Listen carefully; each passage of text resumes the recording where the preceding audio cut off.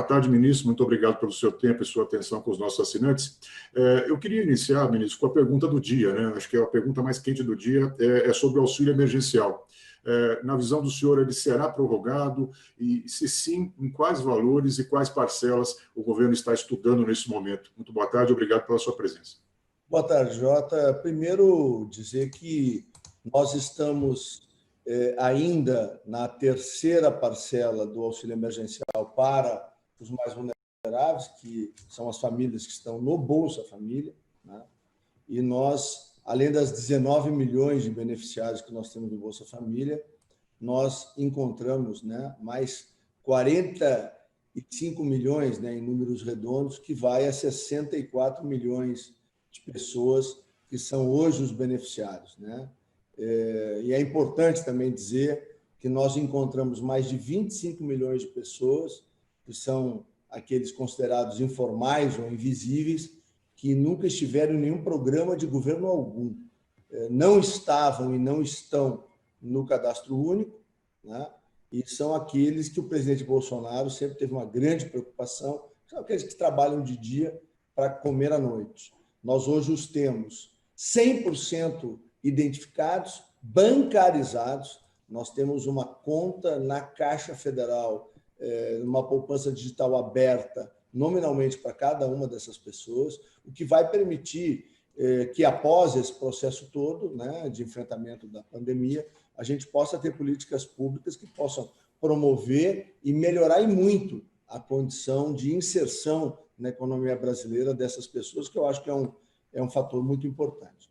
Além disso, nós devemos, amanhã de manhã temos uma reunião com o presidente, Jota, onde nós vamos apresentar as alternativas para o pagamento de calendário da terceira parcela para esse contingente de 44 milhões, né, de brasileiros, que são fora do Bolsa Família, e desde a segunda parcela em maio que a gente conseguiu resolver o problema das filas, né? Nós não tivemos mais no mês de maio, na parcela 2, e está se repetindo agora na parcela 3, a gente fez um espaçamento que está permitindo com que a Caixa possa atender, e é uma operação gigantesca, é uma Itália inteirinha, só para a gente ter ideia do tamanho da operação, ou uma Argentina e meia, né? Para falar aqui da América do Sul. Então, é algo realmente complexo e a gente está conseguindo fazer. Nós estamos, nesse momento, com as nossas equipes e do Ministério da Economia, trabalhando na modelagem do que será a provável quarta parcela, né? Para dizer o mínimo, né? Poderá ter uma quinta, mas isso vai ser levado ao presidente provavelmente na próxima semana, né? Os estudos estão em andamento para que a gente faça a definição. Mas vai haver, sim, no mínimo mais uma, mas estará na dependência do presidente. Correto. O senhor mencionou aí, enfim, toda a operação que foi colocada de pé para viabilizar o pagamento do auxílio emergencial para um contingente gigantesco de pessoas. Eu queria que o senhor fizesse uma avaliação sobre o que, no seu entendimento, funcionou bem, o que pode ser aprimorado e que tipo de medida o governo tomou agora durante o transcorrer do pagamento do auxílio para otimizar a chegada desse recurso na ponta e também eliminar problemas que tenham acontecido tanto na logística de pagamento, quanto também na fiscalização de eventuais fraudes ou pessoas indevidamente estariam se cadastrando para receber esse recurso. Bom, primeiro dizer que no dia 3 de abril, né, quando o Diário Oficial trouxe a publicação da lei que originou o auxílio emergencial, no processo que foi ajustado entre o Poder Executivo e o Poder Legislativo, nós tivemos aqui nessa mesa, onde eu estou nesse momento, uma reunião muito difícil, onde nós tomamos uma decisão que tinha um certo risco, que era de optar pelo sistema digital através do telefone celular. Nenhum país do mundo optou por esse caminho, o Brasil fez um caminho inédito até então. Eu confesso aqui que a minha equipe e eu, né, e a equipe de Dataprev, Caixa, nós, nas noites subsequentes, nós tivemos dificuldade para dormir, até que no dia 7, né, a gente colocou de pé a primeira versão do aplicativo, ela já está na sua terceira versão do auxílio emergencial, mas, bom, acabou sendo um acerto naquele acordo que nós fizemos com as teles para permitir que mesmo a pessoa que não tivesse crédito algum, né, no pré-pago, pudesse não apenas baixar, como trafegar pelo aplicativo. E nós tivemos a condição de encontrar 124, em números redondos, milhões de CPFs que nós analisamos, encontramos os 64 milhões de elegíveis, né? E conseguimos, né, só para lembrar, tem um termo de comparação, os americanos, né, começaram o programa de auxílio emergencial deles quase um mês antes da gente. Escolheram, como a maioria dos países, né, o método mais conservador, que é um cheque, né, enviado para a residência da pessoa. E, bom, os dados que nós recebemos, a Bloomberg publicou a coisa de uma semana atrás, mais ou menos, que quase um terço, ou em torno de um terço, de tudo aquilo que os americanos mandaram não foi descontado até agora, né? Ou seja, teve problema tanto na chegada quanto no próprio saque, né, das pessoas ou na aplicação do recurso, né? Então, o Brasil prova mais uma vez que na América inteira é o país mais digitalizado do mundo, né? Nós entregamos aí, juntando o Nordeste com o Norte, mais de 42%, 43% do auxílio emergencial estão concentrados nessas duas regiões. São as regiões de mais carência, quer de cobertura, né, de internet, quer também de maior carência do ponto de vista social. Estão os mais vulneráveis, localizados percentualmente mais nessas duas regiões. Então, o programa foi um sucesso. Nós recebemos 100% das demandas dessas regiões através do aplicativo da Caixa, e nós conseguimos, então, ter velocidade, nós conseguimos ter segurança dentro daquilo que eram as balizas que a lei nos colocou. E aí tem um outro referencial que eu acho que é muito importante, é o seguinte: no dia 4 e no dia 5, né, lembrar que a lei a publicação do dia 3, assinatura do presidente do dia 2, nós tivemos um volume fantástico de tentativas de capturar informações das pessoas. Foram quase 1.000 sites aí que se abriram no Brasil para buscar informação, e 170 mil brasileiros e brasileiras acabaram passando as suas informações para esses, eu diria que esses quadrilheiros, né, que fizeram essa ação no dia 4 e 5. Mas, mesmo com tudo isso, nós fizemos desde o início, né, acordos de cooperação técnica, além do Dataprev e Caixa, que são a Dataprev que roda as bases de dados e a Caixa que é o agente executor. Nós fizemos com a CGU, com a AGU, com o Ministério da Justiça, em virtude da Polícia Federal. Da mesma maneira, a ABIN nos ajudou também nos primeiros passos, né? Então, nós montamos também uma rede, né, para misturar a inteligência, toda a inteligência que nós tínhamos aqui, para poder blindar o sistema da Dataprev, poder blindar o sistema da Caixa. E, bom, o melhor sistema do mundo em termos de enfrentamento à fraude, falha, erro ou desconformidade, que é o grande guarda-chuva, onde a gente coloca essas coisas, é o americano, o sistema de pensões dos Estados Unidos. É reconhecidamente no mundo todo, eles levaram 3 décadas para montar ali os padrões, né? Pagam quase 80 milhões de benefícios ao mês e eles aceitam, Fábio, até 0,82 de desconformidade. Aí, falha, erro ou fraude, né? Certo. E nós tivemos aqui pela CGU um levantamento feito nos 30 milhões e 500 mil primeiros benefícios, e foi encontrado pela CGU, validado aqui pela gente, pela Dataprev, 160 mil benefícios que se encaixavam nessas desconformidades, né? De 160 mil de 30 milhões são, na verdade, nós estamos falando aí de 0,5%. Então, hoje, nessa primeira amostra, tem uma nova amostra que o CGU está fazendo em relação à diferença entre 64 milhões e os 30 milhões originais, mas na primeira amostra nós temos um grau de eficiência e de segurança superior ao que é considerado o melhor do mundo. Então, isso também explica, né, um certo tempo na análise e um conjunto de critérios que a gente tentou compensar, por exemplo, a disparidade de base de dados, né? E aí, só para ter uma ideia, um lote aí de 5 ou 10 milhões de pessoas chega a ter 80 bilhões de combinações possíveis ao longo da análise, né? Então, nós realmente fomos aos pouquinhos melhorando, falhamos, claro, somos humanos, mas tivemos a dedicação e a humildade de todos aqui da equipe de ir aperfeiçoando. E hoje a gente tem um sistema que já responde, vamos dizer assim, com um nível de segurança e eficiência que nenhum país do mundo conseguiu. E atraímos aí o interesse do Banco Mundial, já tem videoconferência programada, né, que eles querem saber como é que a gente fez, os próprios americanos, alguns países europeus, que se surpreenderam com o tamanho da operação que a gente fez, e tem uma externalidade muito importante, né? A Caixa, nesse processo, tem hoje algo próximo de 34, 35 milhões de pessoas que nunca foram bancarizadas antes e que estão hoje dentro do que a gente chama do banco digital, que está dentro do auxílio emergencial e dentro da própria Caixa Federal, que isso vai permitir um avanço também importante aí nesse processo de digitalização da economia e da atividade bancária brasileira. Ministro, como o senhor mencionou, nós estamos chegando já na terceira parcela, o pagamento, o calendário deve ser anunciado, como o senhor disse aí, a partir de amanhã.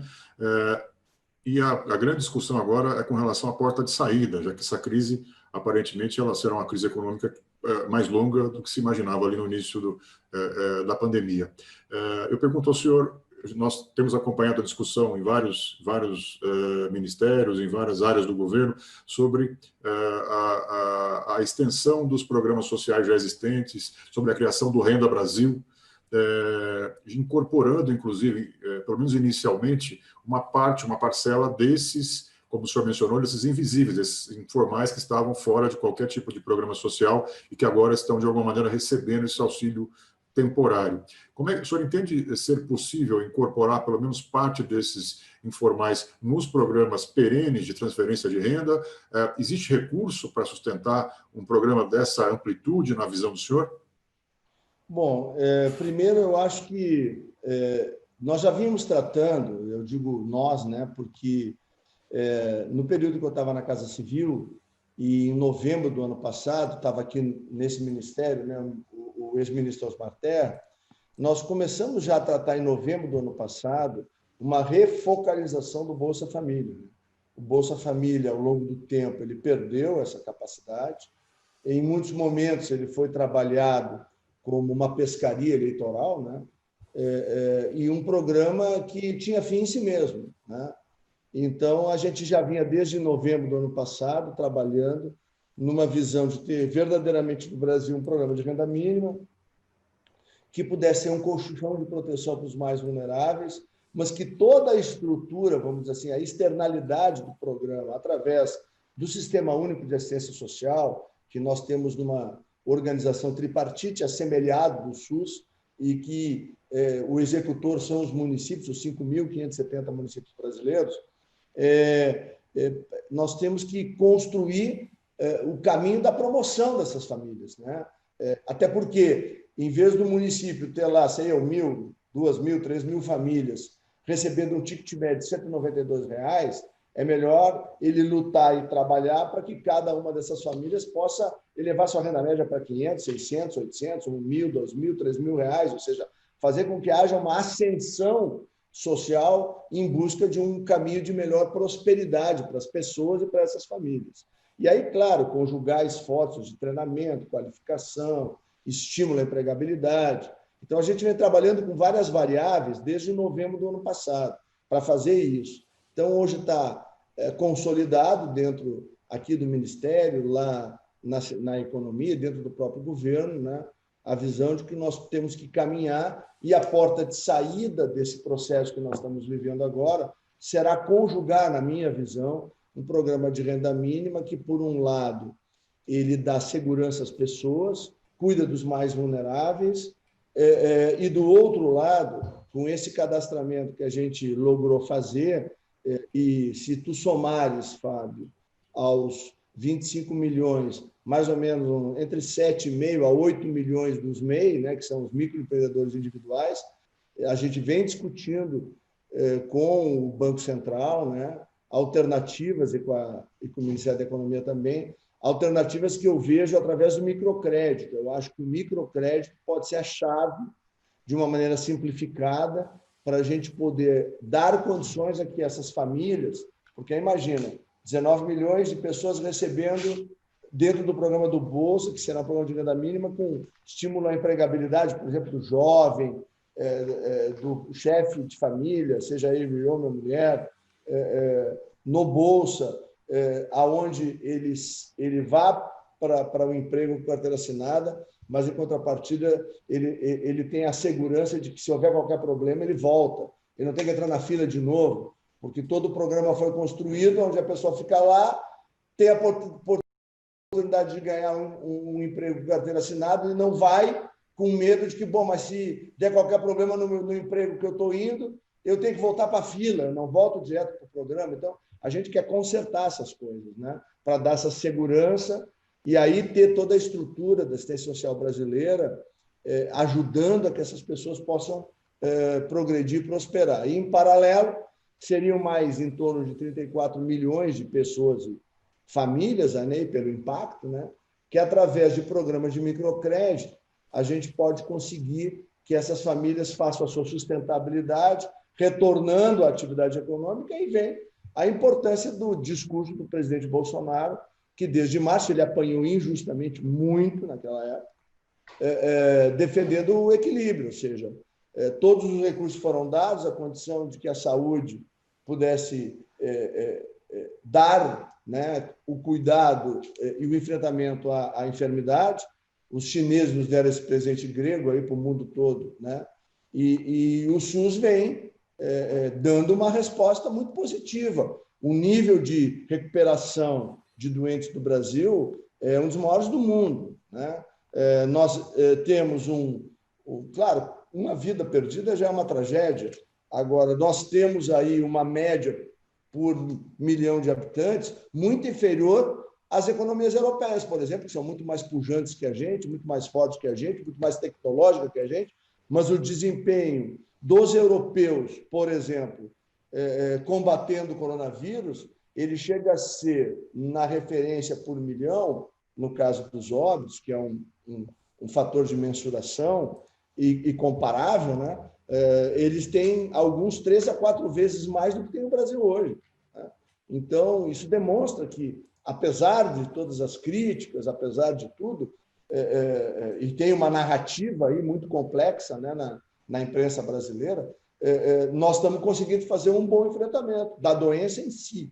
E, por outro lado, aquela busca do equilíbrio, que aí é uma responsabilidade do gestor municipal e dos gestores estaduais, em não trazer para o Brasil a tragédia da miséria, do desemprego, da fome, que na América Latina, Fábio, mata mais do que qualquer epidemia. Se alguém tem alguma dúvida, pesquisa as últimas 2 décadas. Não há nenhuma dúvida sobre isso. Então, eu acho que o Brasil, que tem coisas muito importantes, por exemplo, pega a estatística da ministra Tereza, lá da Agricultura, nós tivemos em abril, a maior venda de grãos que o Brasil fez na sua história foi em abril de 2017. Foram 27,3 ou 4 milhões de toneladas vendidas. O Brasil vendeu 28 milhões de toneladas, ou algo superior a isso, 28,7, se não me falha a memória, agora em abril, em pleno Covid. Aí tu pega algumas áreas de varejo brasileira e tu está vendo que tem empresas brasileiras faturando quase 20% a mais do que maio do ano passado, em pleno Covid. Então, a gente tem uma potencialidade muito grande. Então, eu acredito que, com equilíbrio e bom senso, a gente consegue fazer o Brasil se recuperar mais rápido do que outras economias. Eu tenho essa fé.